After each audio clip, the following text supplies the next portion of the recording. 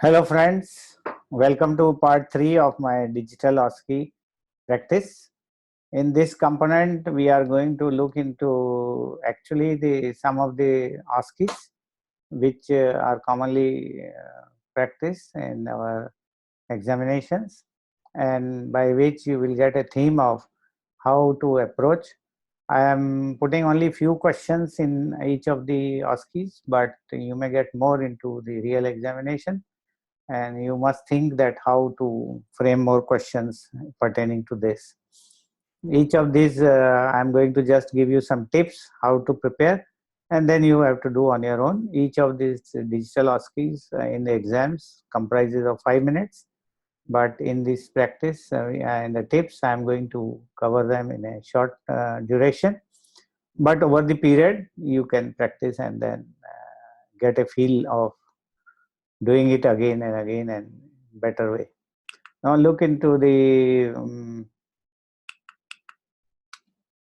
first part of the Osces. I think all of you can make a diagnosis of here that what is the sign. I think all of you know that this is a raised jugular venous pressure, and you can see the raised internal jugular vein, and you have to measure in the centimeters of water column.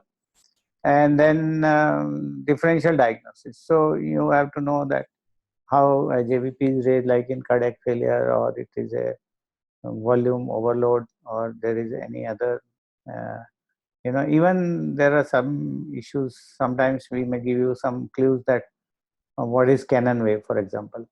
So you should know that what is the Cannon wave, where the heart is, the right atrium is pumping against the closed wall, like for example in heart block, right, or idioventricular rhythm, or into the ventricular tachycardias. So there are sometimes we make it difficulty index is more depending on the level of students which we are testing. So you should prepare this, although it's a very common sign which you come across into the clinical wards, but you must know about the different differential diagnosis as well as the question related to that. Now look into the other one. This is a 65-year-old male seen in medical outdoor for pain and swelling of the right index finger for 3 months. Naturally, you know that if you look at the joint, you see that there is some tophi, and the index finger is quite swollen. It looks inflamed. And then you should think of gouty arthritis as your first diagnosis. We also expect that you should think preferentially that which one is my first diagnosis and which is my second diagnosis. So please try to make in this situation gouty arthritis as your first diagnosis and osteoarthritis as your second. Sometimes rheumatoid arthritis also you can make, but preferably these two will be the diagnosis. Then the second question is that how to investigate. So two investigations. So you will have to look into the X-ray, or where you can look into the tophis, or do a RA factor or serum uric acid levels. So according to your diagnosis, you have to support your investigations. So if you have made osteoarthritis, even that will, X-ray will tell you whether the joint spaces, and in gouty arthritis you may see the tophis. So primarily there is a stem, there is a differential diagnosis. Now you look into the other picture. Here you look into the xanthelasma, yellowish patches on the eyebrows, also the hand. You can make a diagnosis of xanthelasma here. And we have asked you that what is the skin lesion, mention the underlying cause for this lesion. So naturally you will look into dyslipidemias. Enumerate two complications. So for atherosclerosis or dyslipidemias, one of the common complication is coronary artery disease, isn't it?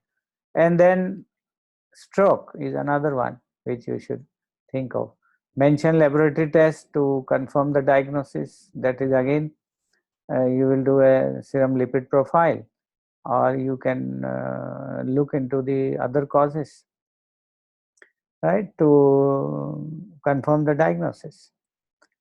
And then you look into the one of these signs. This is another sign. I hope you understand these two. There is a you are tapping at the parotid gland, and the angle is deviated toward the site of lesion, right? And this is another one. This is a carpopedal spasm. That is a Trocheus sign and the Chaustick sign. This is a sign which is commonly seen in hypocalcemia or tetany, right?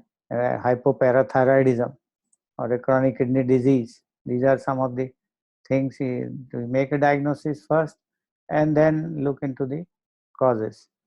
Now the same thing I am also showing you into this picture, where you are tapping at the parotid gland,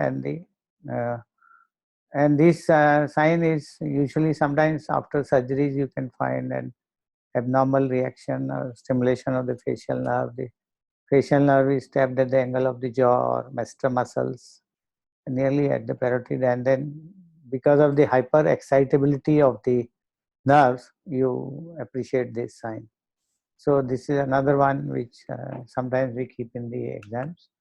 Now if you look at this particular Osce, there is a stem which says that there is a 48-year-old gentleman which is having some risk factors like hypercholesteremia or hypertension, and then presents with a chest pain. And then you see the ECG, right? The ECG reflects that there is a ST segment elevation in 2-3 AVF, and there are some ST depression, that is reciprocal change. Also there is a RSR pattern, if you can appreciate this, bundle branch block, which is a right bundle branch block. And so you can make a diagnosis that this patient has a inferior wall infarction of some duration, not too long, but a few hours maybe. So you can see the ST segment elevation. And then the next question is steps of management. We may ask you investigations to support. Maybe you have to look into cardiac markers or echocardiography. We may ask you complications or steps of management. So you should know, which is a very important topic, how to manage the infarction, right? I'm not giving you all the tips, but you must prepare accordingly. This is another one in which we have put a pleural fluid analysis, and if you look at the serum protein ratio is more than 0.5, pleural LDH level is increased, and pleural fluid albumin is 1.2, and glucose is low. So this is pointing towards an exudate, and the causes may be tuberculosis as one of the causes, and the second may be a malignancy. And along with this, we may give you a stem which will reflect any of these conditions. And there may be a X-ray also. So there are different ways Osce can be set according to the blueprint, what I want to test and how I want to test, what level of student I want to test. And then accordingly, I can ask you different management components if it's a year 5 student, or we can focus on investigations component or diagnosis component.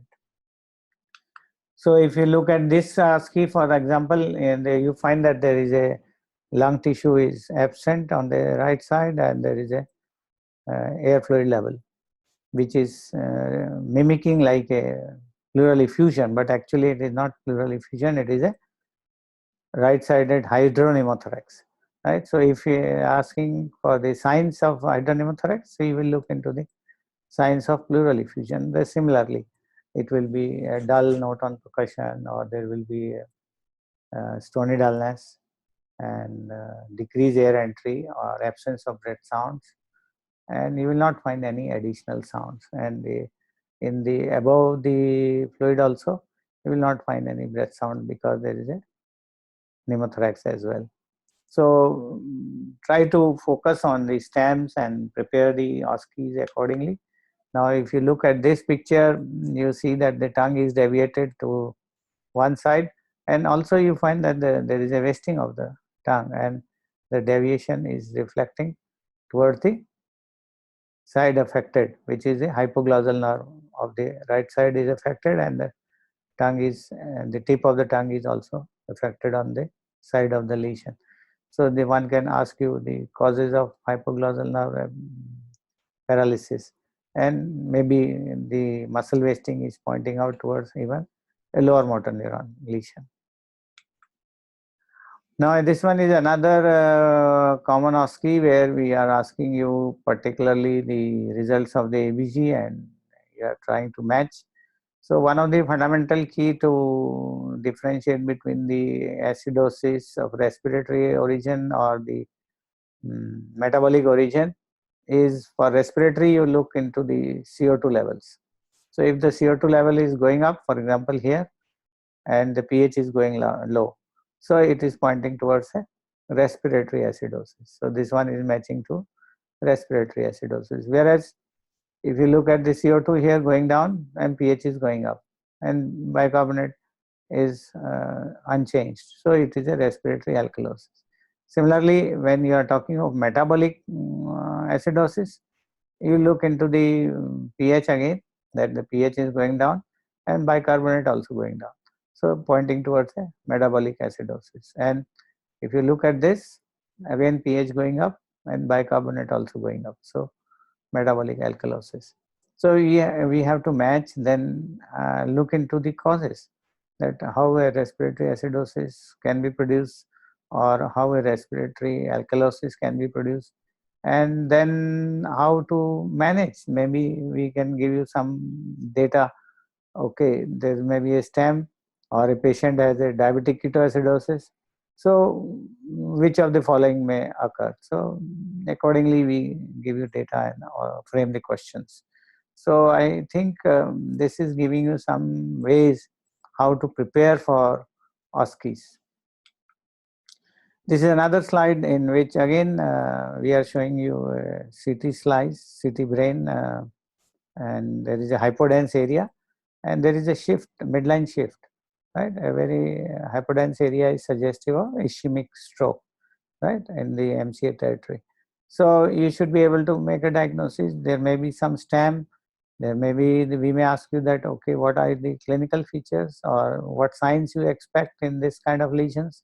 So upper motor neuron lesions or that part you must be able to make a diagnosis.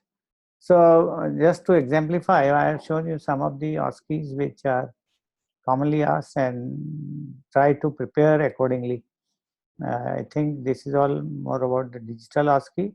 In the next section, I am going to cover the interactive OSCE. Thank you so much.